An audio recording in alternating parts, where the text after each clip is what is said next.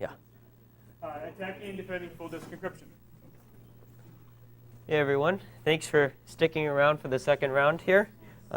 Hopefully I won't keep you guys too late, and if you guys get tired or sleepy, I'll just say something loud or otherwise try to wake you guys up. So hopefully that won't happen though. I think that this topic is very, very relevant now, and it's also a topic that I don't think gets enough attention and enough discussion in our industry, and quite frankly that surprised me a lot. But so many companies nowadays are deploying systems with full disk encryption, and it's something that we see on our personal machines even, and it's one of those technologies that so many companies seem to see as just a checkbox solution. If a system has full disk encryption, that's something that we can use to pass compliance a lot of times. The problem is in a lot of areas, when a system's encrypted, and we have that, we don't really understand what's going on. Encryption's this confusing black box that just works. And in a lot of cases, there's more to encryption than what just meets the eye. And if we're seeing this as something that just solves problems magically, we don't really understand what risks exist. And what I kind of want to drive home as part of this presentation is full disk encryption. It's not a cure-all for security problems. It's not bulletproof. Just like anything, there are vulnerabilities that exist, there are risks, and there are best practices. So I want to look at this from both sides of the coin, both from the attacking perspective. How can someone who wants to get into a system that's encrypted, how can they take advantage of that? How can they get in? How can they get information from it? And then also the blue team side of things. How do we, as people who are deploying this system, these types of systems, how do we defend them and make them more secure? So without further ado, I'm Tom. I'm a security engineer at Hurricane Labs. I've been doing this for some time now. Prior, I guess, studied computing security, studied networking security, all that kind of jazz. This talk is actually based primarily on one that I gave a couple weeks ago at B-Sides in Las Vegas. Got a lot of good feedback from there, and it's something I wanted to share with the community here. And I've spoken at B-Sides in Chicago and a couple other conferences here in Cleveland, and have been here a couple times already, and I thank the board for welcoming me back. And by welcoming, I mean letting me know yesterday that you're going to talk tomorrow. So I think I got about the same amount of notice. The funny thing was trying to plan out an emergency firewall upgrade for a customer, and I actually had more notice for an emergency firewall upgrade than a presentation, which really seemed kind of weird, but that doesn't matter. We go with what we got to do. So just to get a kind of feel for the audience here, obviously this is something, not necessarily you're attending this because you want to, but hopefully you have some interest in this topic. But my make sure everyone's awake question: how many of you either work for a company that uses or personally use laptops? Yes. a little uncertainty there, It's OK. Hopefully by the end of the presentation you'll have a good idea and be able to answer that one. On those company machines, laptops specifically, how many of your companies deploy full disk encryption in some way, shape, or form? A decent number of the audience, I would say, probably high majority, 75%, something like that, which is kind of what we're seeing now. How about on your personal machines? How many of you encrypt those? Smaller, and that's something that I kind of expect too. Not everyone really hope that you don't have to deal with compliance on your personal machines. If you do, I'm not really sure what you're doing, but that could be a little bit, that's between you and the auditors you have to deal with. So another question would be, how about on desktops? This I don't expect to see a lot, but not too many. What are the reasons for that? OK, that's fine. It's what they contain. Basically, those are usually risks where there's concerns about people carrying a machine away. Laptops obviously are more likely to be stolen, but it's not unheard of for desktops to be taken as well. What about servers? Anyone doing that? Full disk encryption. This is probably the rarest. And generally, the only cases where I've seen this is where you're shipping a system somewhere, and you need to make sure that it's protected more in transit. I guess that's data in transit, but not the data in transit we normally deal with. Typically, servers, you don't see that just because of the whole idea of having to pre-boot authenticate. If a server reboots, it's a real pain. So you have to do that through like ILO or something like that. But full disk encryption, it's an additional layer, and it introduces various challenges. And just some of those to get everyone on the same page. Management, obviously. You have an operating system to manage. You have hardware to manage. Now you have this encryption layer that you need to manage. There's going to be issues with, let's just say, performance. This is less of an issue anymore because of encryption technologies being more CPU optimized. Some of the newer Intel processors have encryption co-processing technology built into the chip, so that's less of an issue. But back late 2000s, you were seeing cases where you'd really slow down the system by having it full disk encrypted. And that's less of a case now, but it's still, there are things that don't work for performance optimization when full disk encryption is deployed. A lot of this, even solid-state drives, for example, with some of the wear leveling and pre-deletion and garbage collection, it just doesn't work the same when you have full disk encryption deployed. Data recovery, obviously. When you're looking at trying to recover a deleted file, if you have encryption on top of that, it's a lot harder, just because that's something that's in the way. Kind of to go hand in hand with data recovery, you also have the idea of forensics being much more complicated. Typically, a forensics investigation, you're doing a lot of looking for deleted files and data, remnants of evidence, and all that. And with the level of encryption built in, you're going to have to try to get around that somehow, decrypt the machine, or find some other way around the encryption to get what you actually want to get to. So that definitely makes it a pain, and in some cases, it can even foil attempts to forensically capture a machine and analyze that data. Just to kind of touch on forensics, because this will go back to kind of what we're going to talk about down the road. I do see data recovery and forensics kind of hand in hand in a lot of cases, but forensics is obviously a much more broad field. Typical forensics, you're looking at the concept of a disk, a dead analysis. You'll capture a machine. You'll make an image of the drive using a write blocker. You take the image, store the evidence drive in a safe place, do whatever collection you need to do, capture your evidence, come up with a nice long report, because we all love documentation that much. Then when it's all said and done, you're going to compare your MD5 sums. Your image, original image, doesn't change. The disk image that you did all your evidence collection on, it also didn't change. Your MD5 sums match, you're good. Nothing changed. And that's kind of the pillar of traditional forensics. And full disk encryption does make that more challenging. And also, other technologies, hardware encryption, anything that makes the data less accessible is going to make the job of a forensics investigator harder. To kind of, as forensics has evolved from just looking at disks, we've started looking more at the memory side of things as well. Now, this was something that was a difficult shift in the forensics community, because the plain fact is memory is volatile and it changes constantly. In order to capture data from the memory of a system, you do have to modify evidence just on the basis of a lot of memory capture tools and processes. They will involve something running on the machine. Something running on the machine that's modifying evidence.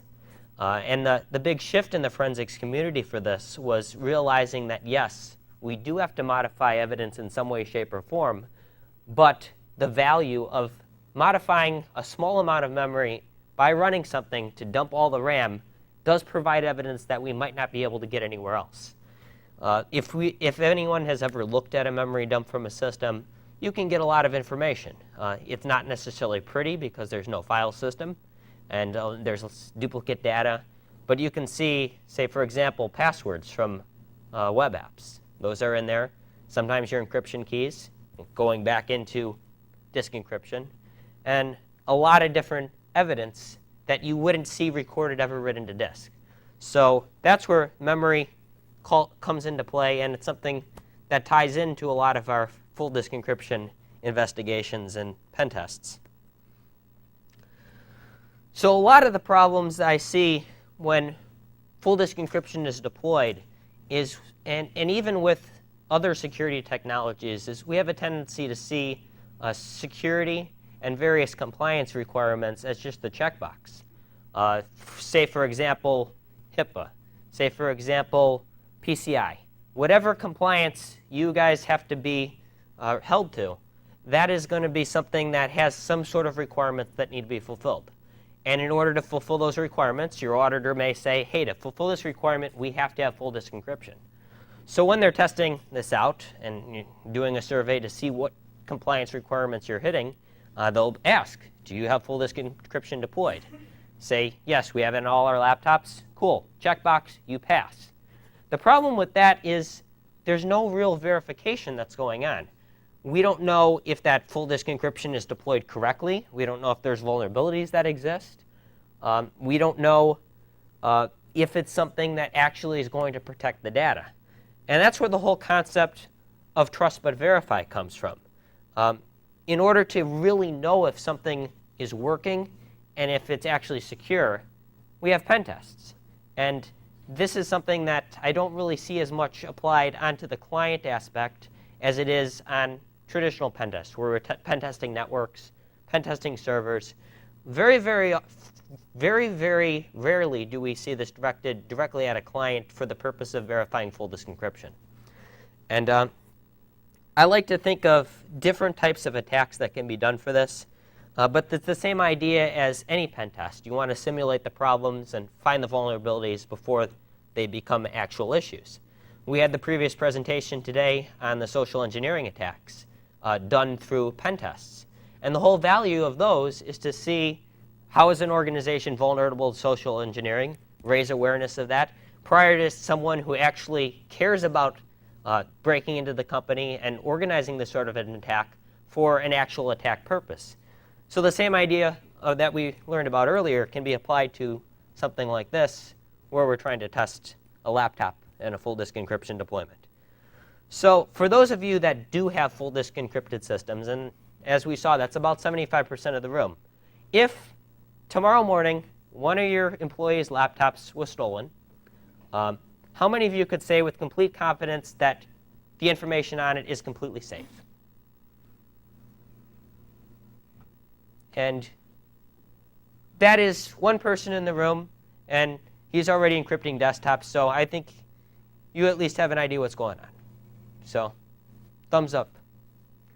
The rest of the room, we had a lot of people who have full disk encrypted systems, but we can't say for sure. Now the question, I'm not sure if this is something you can disclose, but why would you say that you know it's completely safe? Our full disk encryption is tied to the owner of the laptop. Okay. And if you try to boot off live disk, you won't get anywhere. Try to force the user to fail after 2 attempts. And there's other measures put in place as well. Sure. Is that something that you've had tested as well by an outside third party? Okay. So I think that your methodology for that is pretty sound. And it's something that we need to see more of. And probably a lot of the stuff I'm going to talk about is going to be a review for you. But the rest of the room, at least I'm not entirely preaching to the choir, because if everyone was like that gentleman, I wouldn't be really talking here today. So it's great to see a company doing that, and I applaud you for that. This is kind of the cool part, I guess, of the talk. Whenever you have someone who's doing penetration testing, we have this conversation all the time. Pen testers like to talk about breaking into things. They like to talk about the cool stuff they do, because that's the sexy part of information security. You break into something, and you talk about how cool that is. And then there's the defense side, which is the nitty-gritty. We got to make this work, too. But both sides are equally important. Couple of facts and couple talking points on defending full disk encryption. The plain fact is breaking encryption is hard. as long as basically every vendor is using a fairly standard approach. AES is not easy to break. And typically, you're not going to be breaking encryption like that. So what you want to do in these cases is look for the weakest link, just like you would do in any kind of attack scenario. The situation I like to think, and the example for this is, how many of you have at least followed XKCD in some capacity? Yeah, there's a couple of you. There's a comic where it was all about breaking into an encrypted system. One of the options was, hey, let's go ahead and let's build a multi-million-dollar supercomputer cluster so that we can break this encryption technology. And then the other side, on the right side of the screen, what actually happens. Instead of spending $1 million on a supercomputer, you spend $5 on a wrench. And you beat the person over the head until they tell you the password. Then all of a sudden, all the encryption, all that is worthless. A lot of times, just like in social engineering, we're not trying to break through the perimeter defenses, trying to get through the network and all that. We're going to try to attack the person. And that is definitely a vulnerability and something that is very, very difficult to control. That being said, there are problems with technologies that can be breached, and there are problems that can be exploited. And that's something I want to look at as well. I don't want to just be, hey, we're going to try to torture people and make them give up their passwords, because that's really not an exciting talk.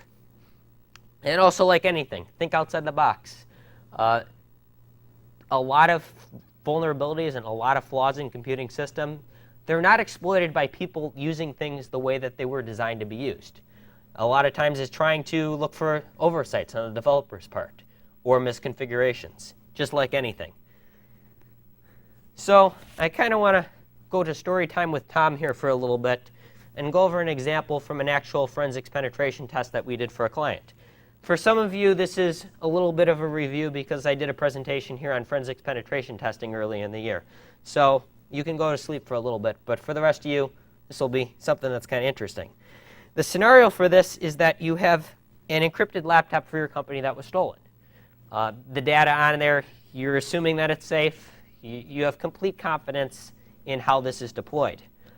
Full disk encryption is deployed. And I like to think of this as a zero-knowledge attack, where you have absolutely no idea where this system's from, what company it's stolen from. You don't know the user. You don't know the username. Nothing. It's a laptop that's sitting there. It was stolen. Basically, that's all you have to go by. You have to get any evidence that you're going to do based on that system. The other option you have, and this is something that you might have to go with if you're doing a test, is an authenticated test, where you're given credentials as part of the test, and you're able to simulate different scenarios. Say the machine's left powered on, locked, and someone walks away to use the restroom. Definitely a real-life scenario. But in order to simulate that and set up the scenario, you're going to have some credentials in order to do that. So there's two different parts of it. Zero knowledge is obviously the more powerful and the more frightening one, but both are very realistic. So the real test for this, the laptop was fully encrypted. The administrator for this, there's no way that you're going to be able to get into this. And they were confident nothing could be retrieved or leaked. And quite frankly, when I was first looking at this, I tended to agree with them. There's been court cases, for example, where someone's trying to cross the United States border, and they have incriminating evidence on their laptop. It's incriminating evidence to the point where the Border Patrol guard will see on the screen that there is incriminating evidence on there. They'll shut down the machine. Since they have no record of that, they can't prosecute the person.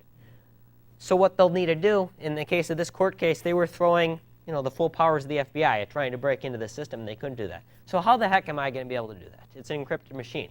Not going to happen.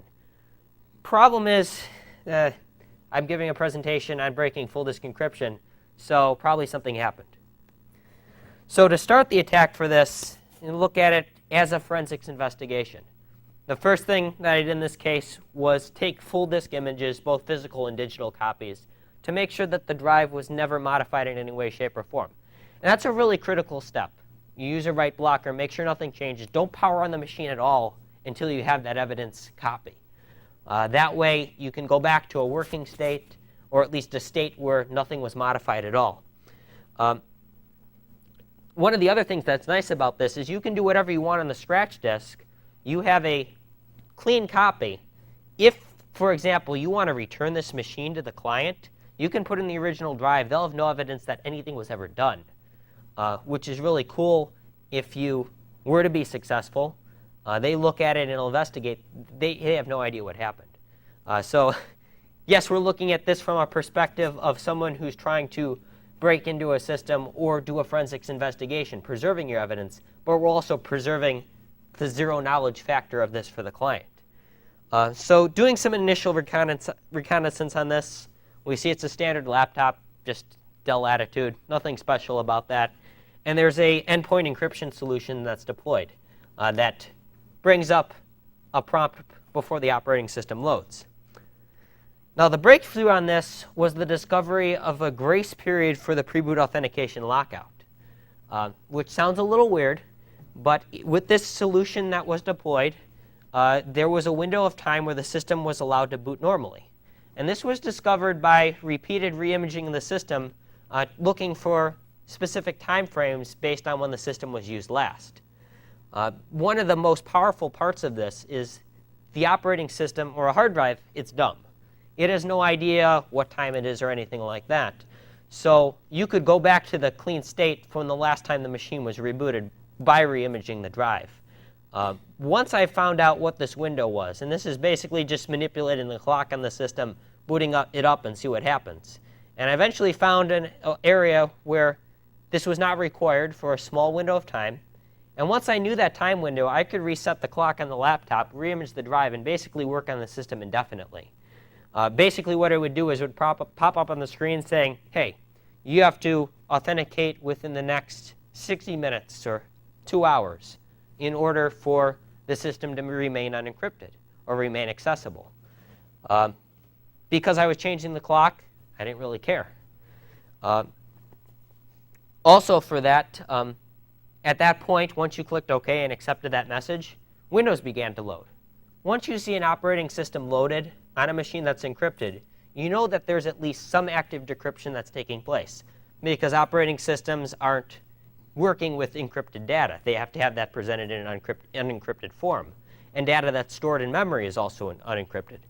So since we have this grace period where the operating system is loaded, we now have a new weak link, the operating system itself. And we can kind of circumvent the encryption and go around that.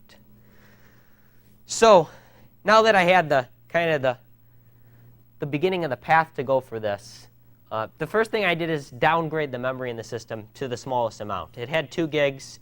I wanted to have 512 megabytes. One of the ideas of a forensics investigation is you really want to minimize the amount of data you need to sift through as much as possible.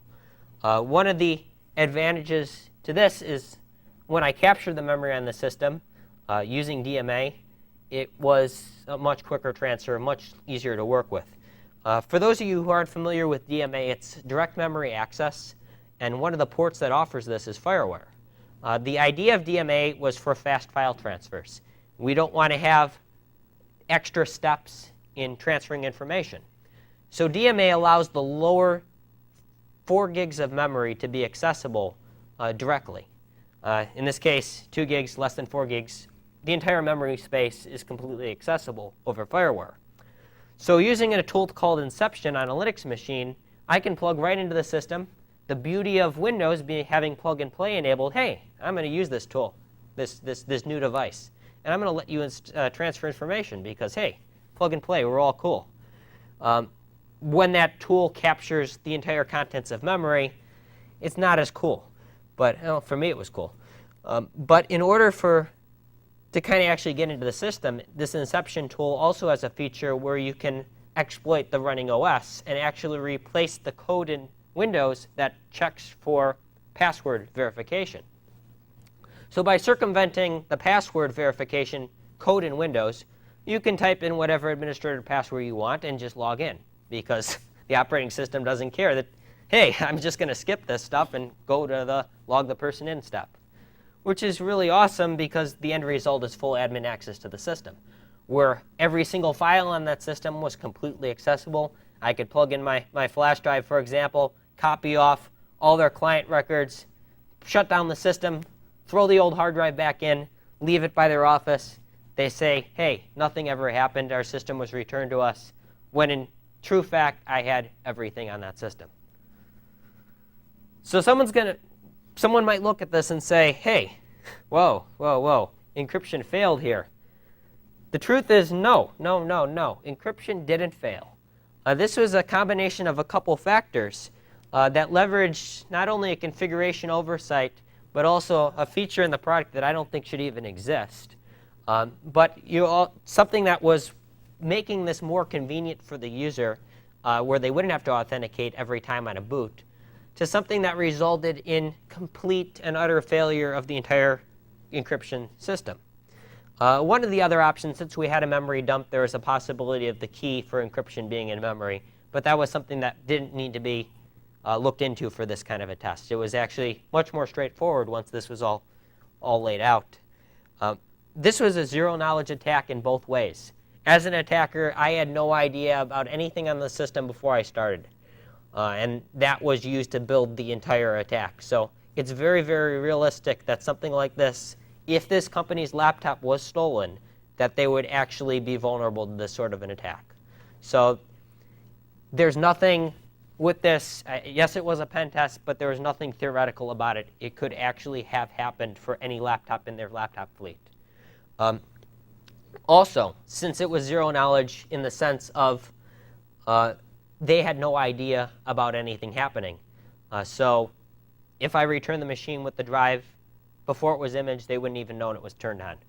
There would have been no log evidence or anything like that. So it is kind of scary that something that we thought that protected information would be vulnerable in this sort of way, where it could be completely attacked. So the logical question that comes to mind, how do we secure this? And there's a couple ways to do this. First and foremost, we really need to understand the vulnerabilities. Full disk encryption is typically something that's only really used to address physical access concerns, where a system is at risk of being stolen. Generally, if something is a server or a system that's network accessible, we're going to be trying to look at it from a network perspective as opposed to just trying to steal the darn thing. But machines that are left open, opportunities for that to be taken, yes, physical access, that's a concern. And I know people say physical access isn't hacking, but if you need to get the information and there's a laptop laying right there, you're going to take it. Hopefully you're not going to actually do that, but that's what someone who wants to take this information would do.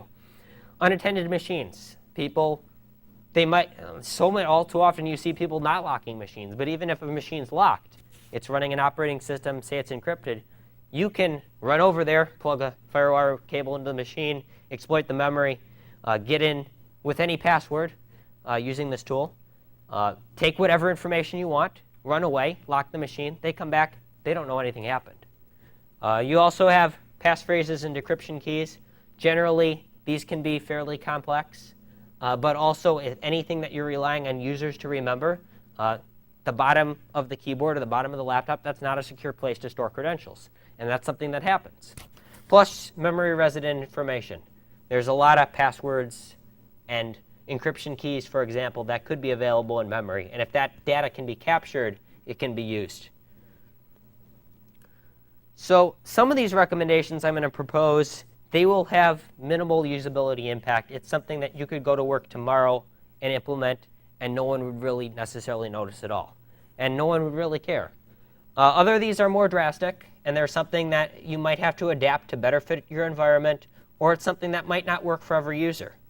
So I really encourage you to consider the best options for your deployment and what works best for your employees and your systems. So if you're in a field where this is a very real risk, where your employees are essentially targeted, you're probably going to want to look at implementing all these recommendations. If you're looking at full disk encryption more as a, hey, it's something we just want to make sure that nothing gets out, we shouldn't have information on our system that's valuable, but we just want to play it safe, you might not need as many of these assessments or as many of these recommendations. Is that a question in the back there, or you just? Okay. First and foremost, as we saw in the pen test, pre-boot authentication is absolutely not an option. It is something that absolutely must be implemented, and every boot up needs to have a pre-boot authentication prior to the operating system loading. There are products and there are features where this can be integrated with the operating system, and that's fine as long as that authentication happens before the operating system itself starts loading. As we saw in the pen test, even if there's a small window where this is not applicable, it can be found and it can be exploited. So absolutely do not have any situation where you do not force a pre-boot authentication, period. Yes? The system performing full disk encryption, or the software performing full disk encryption for the system that you were talking about, was that something that was configurable, or was that basically a failure of that system and you just need to look at another product? That I'm not 100% clear on, and I'm trying to get more details on it. It was a commercially available product, and it was not a setting that the company that deployed this actually knew about. So it's, from my understanding, it's a default setting for this product. That being said, it's not something I've seen in a lot of products, and it's something that's more common, I would think, on your managed, your corporate deployments, not something like your TrueCrypt, for example.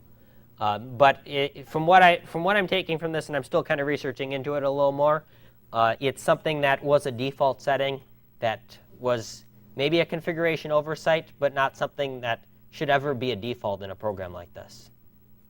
Yeah? You say it's more hardware-based, like laptop versus software? Maybe like a BIOS setting, if you allow FireWire USB to be bootable? We're going to talk about that. But for this, since the machine was completely powered off, I know you don't think of scenarios where encryption being able to be broken if a system's not powered on and stuff in memory. So this was kind of like the first thing that has to be addressed, because say, for example, if those interfaces were turned off, I'm still turning on the machine and finding a way to bypass that. I could just go into the BIOS and take care of it.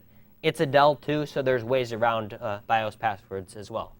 So it's one of those things that with this problem, there were ways to get around any other issue that I would run into. So the other ones we're going to look a little bit more into, but this is the fundamental flaw that absolutely needs to be taken care of. Your point right there. Definitely consider disabling interfaces that are DMA. I know I brought FireWire into perspective, but laptops also have your Express card interfaces, you have your PCM-CIA, you have Thunderbolt on Macs. Those are all DMA interfaces, and I would say the majority of those those system or those interfaces are left enabled. How many of you actually disable interfaces like that on laptops? But without stripping the driver, what difference does it make if you disable the interface? I mean, you could boot it to another machine or add the hardware on that. Well, that being said, you have pre-boot authentication that's absolutely mandatory. You have to shut down the machine to turn on those interfaces. So then you try to boot up the machine, you have to authenticate. It doesn't matter that you have the DMA interfaces on. You've locked the memory access out. So that's kind of the point of this. Yeah, but your attack is a cold boot anyhow, so it doesn't matter. Now, yeah, that would help if it was his laptop and you locked it in the head and came back. What about changing the time, like you said? Well, changing the time, you have to be able to get into the BIOS and do that. And that was only the case of where this existed, where you could roll a machine back to a certain point and have a grace period for pre-boot.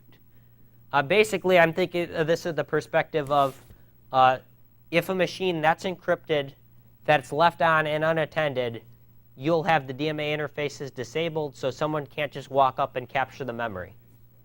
So if the system's powered off, yes, there are ways to turn things on in the BIOS, but then you have the whole idea of pre-boot authentication being mandatory so that you can't just get the information. Don't they check to make sure that the BIOS is in the same state it was? Because I thought one of the encryptions I used checked to make sure things were the way they used to be. Which, if something did that, that would be awesome. This one and a lot of the ones I'm seeing, they don't even care that the drive's different because I cloned the drive. So that was an idea that we had.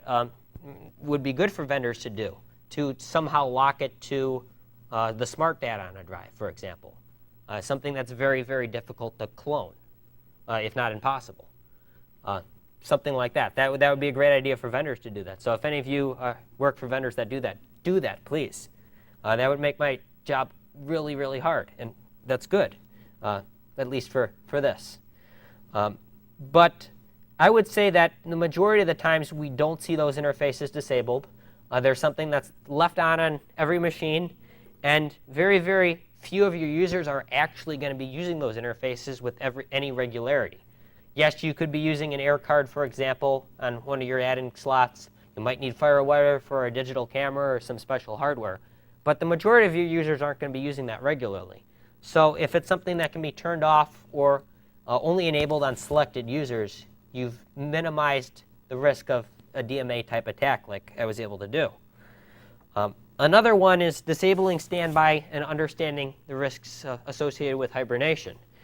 Standby will allow you to steal the machine with the operating system in a state where the system is decrypted because it has memory contents, and allows you to exploit the operating system somewhere else. Basically the same idea as having a machine powered off, or I'm sorry, powered on.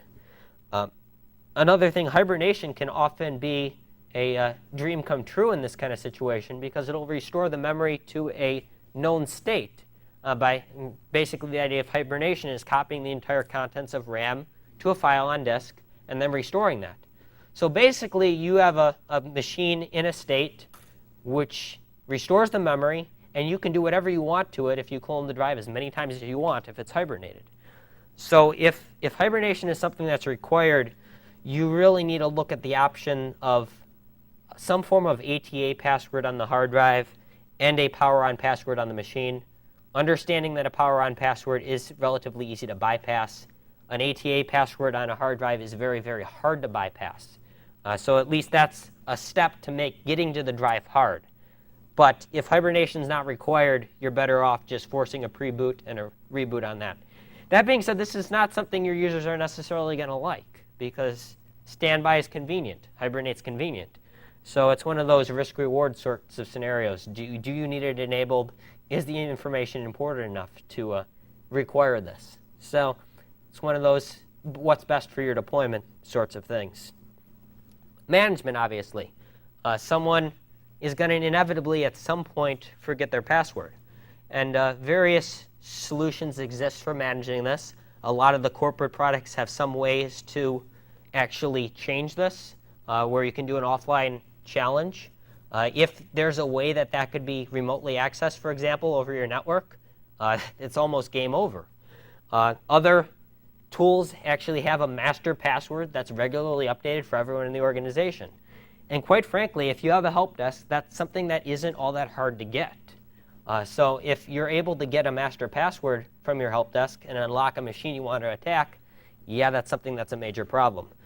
So social engineering of the help desk. Obviously, some of this relies on having stolen machines reported right away, but also really, really restricting the process for getting anything like this reset remotely. Unfortunately, you often see this as a business trade-off, where you'll have someone who's getting paid X amount of money working in the field. They have to get to their machine, and the risk of, hey, we need to reset this password so they can do their work, versus we can't do this until they're back in the office. A lot of times you see people erring on the side of, especially if it's a remote user, resetting this and allowing them in. So it's one of those risk-reward sorts of things. Is it important enough to protect the information that we don't want to do this? So not an easy thing to answer for sure. And also the policy side of things. Leaving machines unattended when they're powered on. Any system that has something that has DMA accessible can be vulnerable to having the memory captured. And that can provide a lot of information about, say, for example, web apps that are logged in. You can dump that RAM and have passwords that are basically in plain text in memory. Excuse me. There's also the option of trying to exploit the OS like I did and be able to access any file on the machine. So even a locked laptop that's left unattended, that's full disk encryption encrypted, it could be compromised using these techniques if DMA interfaces are enabled. Some organizations, and this is something that exists in some government organizations where they have toughbook laptops, for example, they actually design the hard drive so that they can come out. And if you have to leave a machine somewhere, you're taking the hard drive with you. And that's something that it does thwart this, where you're not leaving a machine unattended with an operating system loaded because you have the operating system with you. So if your organization is at a risk where international espionage is of concern, that might be something you need to deploy. Also, independent verification. Have your implementation tested and verified by a third party who's familiar with these sorts of things.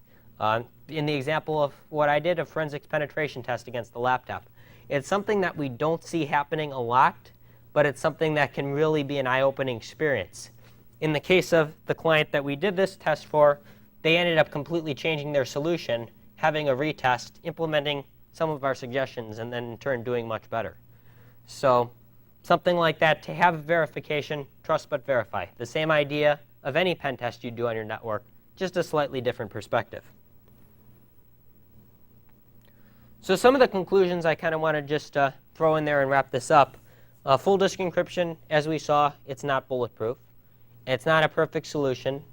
That being said, it is a good idea, and it's something, I'm not saying that we shouldn't deploy it, and it's not worthless. So continue to deploy full disk encryption because the encryption failure itself is rare. You really need to consider the external factors and the risks associated with, and how an attacker thinks and tries to exploit these sorts of things. And also to understand the risks specific to your organization and specific to the technologies, and also these vulnerabilities, and just take steps to improve where possible. Even making one simple change can do a lot to better secure your environments and better secure your systems. So that's definitely something to at least consider. And everything that we can do to make systems more secure is something that'll make the world a better place to be all, sound all cool and like that. But basically, that's the idea. Do what we can to make these systems better and understand the risks, and start the dialogue at least, because this is something that not a lot of people are talking about, and I think it's something that, quite frankly, I'm surprised it's not something that we hear more about. So with that, I'd like to open the floor up for questions, and thank you so much for your time.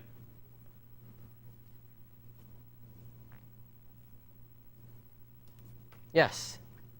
So if an organization wanted to implement more security by going to a smart card type authentication scheme, but they're using a PCI Express slots to do that, and people become accustomed to just pulling the card and thinking that the machine is secure because their smart card is out of the machine and logs out, or it locks the machine when they pull the smart card out. That's a DMA device that they've opened up. You can lock the smart cards. You can lock the port to a specific card. Okay, So, but for the example, device is active. It's a PCI Express slot. It's a DMA slot. What is the risk? Are you adding any risk to the disk encryption or the memory access by using that slot and having it active? Well, if there isn't any kind of hardware validation or anything like that, if I'm an attacker and I have a PCI Express FireWire card, for example, I can plug that in, plug and play, will say, hey, you have an interface and I'm golden. So yeah, there is a risk with that. What, from a hardware perspective, when you're looking at laptops, and this obviously isn't something that can just be done, but a lot of the systems will have dedicated smart cards that are built in that aren't PCI Express, that aren't PCMCIA or anything like that. They're just a slot that's for a smart card. Then you can disable the other interfaces and use the smart card. That obviously would be the best approach. So it's not something that I know I was kind of giving Dell a hard time for the BIOS password thing, but they do have a lot of systems where that's an option. And pretty much business laptops are where you're going to see that, not the consumer stuff. You're welcome. So is everyone going to go to work tomorrow and look at their encryption stuff a little differently, maybe? At least making people think a little bit. I like to see people think. At least, even if it's just like, whoa, I didn't think that was possible. So I hope this was at least somewhat valuable, and it's something that'll stick in your heads, and we can go from there. So thanks, everyone.